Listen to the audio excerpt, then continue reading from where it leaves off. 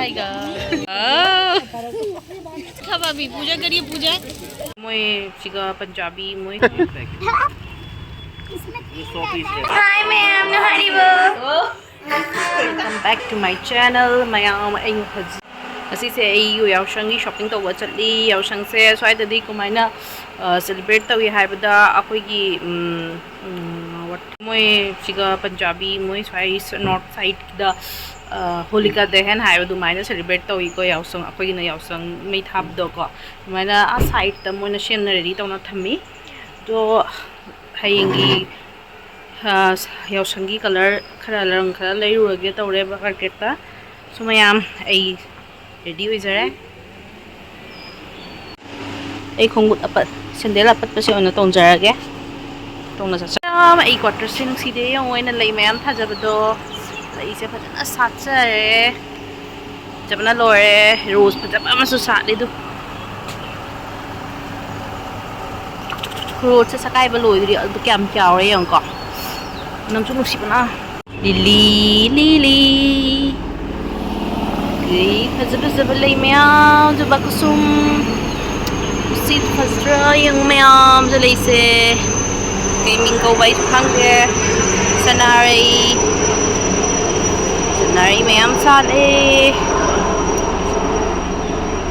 gay kobi se tum tasale thina broccoli leira mayam aga tai di ko adi kaya market ta oina shopping oina to thorage holigi let's go.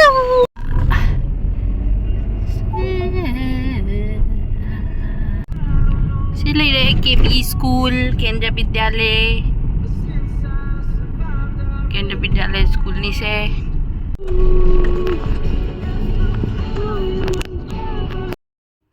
So mayam hajik isai nungai ba ma thajalaga tap na market onda akhoi jathajare so market ta kai laiba ngasi ngage apamba kai pura ge du hayengi preparation tu khara tawjarage mayam se mayam akhoi civil line yore church road ni Mahatma Gandhi road church road Mahatma tera pambi da lai sali se phajadre yong mayam be afraid mayam se ni civil line khoi haji kholi gi shopping chatli गले रा दुकान में आप अरे तो आना अंदर चल से मौसम से दीपा में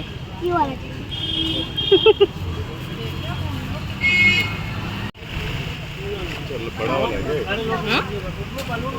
लाइट जला रहे ये हाथ से भी कर सकते हैं अरे इसको जलाएंगे ना अपने आप ए ये कितने होगी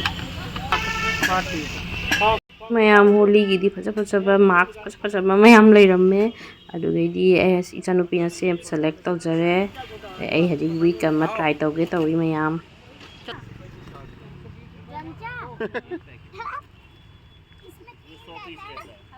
बस हो गया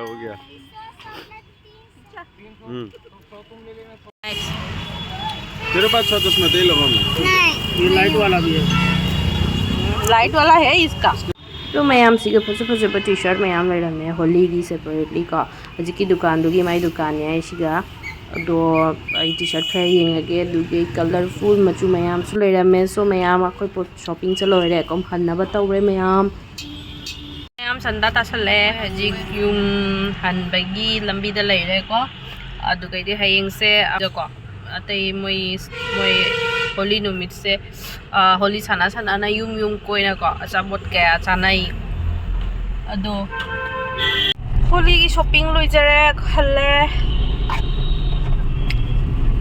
चलेगा रिक्शा का उरागे याओशंग हो या हयेंग दि ए याओशंग gi ri lama kap ta ba yadre ko ai ngata haga khana ri kap ke holding khara thak chagi ge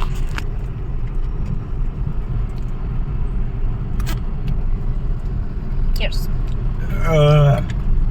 for yourself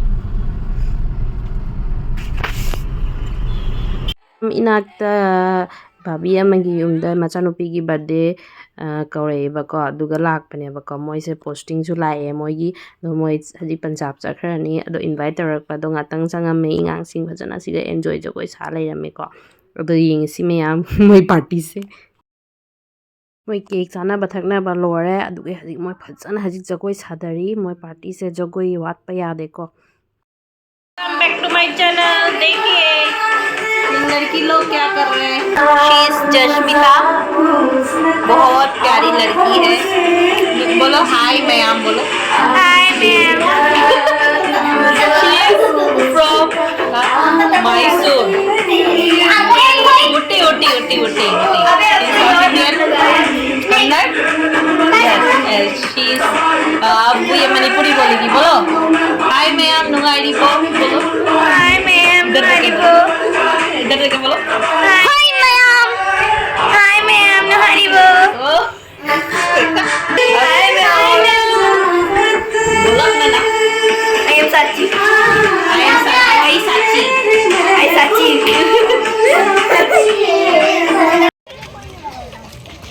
तुम लोग जलाओ ना जला ले लो हाय हाय सब हाय सो मैम हजिक नुंदांगी तारी पुंग 11 दुगे मोय हलिका दहन नखोगी मै थाबसे 11:26 तनी हाय को मोयगी मतम से तिथि ताबसे अदो सिगा मी मैम पूजा तौनबगी तमक्ता रेडी होइना लाकनारे हाय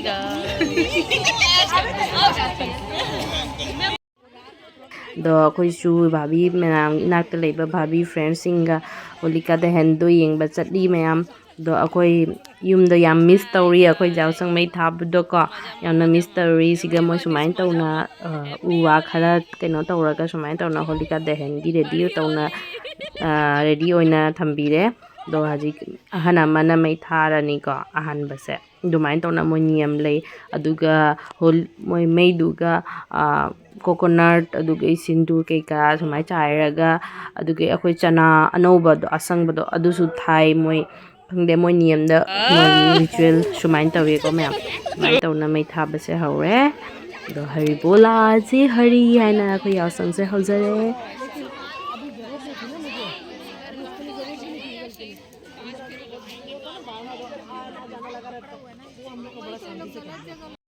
मै चाइसे मै सुमाइना मै चाकलिसे उबदा मयामगी इमोंदा कई फाउरी इमोंददी अखोइगी पुंसीदा अवाबा अनाबा कया को लोइना मैसिगा चासनु स्वाहा ओइदसनु हाइना इ वखंददी सुमाइन तौना लाई को यावसंगी मतुंगदा लोइना नुंगाइना याइफना लेइबा अना आयेक अवाबा अनाबा कया लोइना मैसिगा अखोइना अवा अनाबा कया लोइना मुटपा ओइरो हाइना खोइरमजरी मयामगी तमक इरमदमगी तमक सो मयाम वीडियो से सिगा दुम लोइसनजरगे मयाम बाय मथंग वीडियो द उनरसी हैप्पी यावसंग मयाम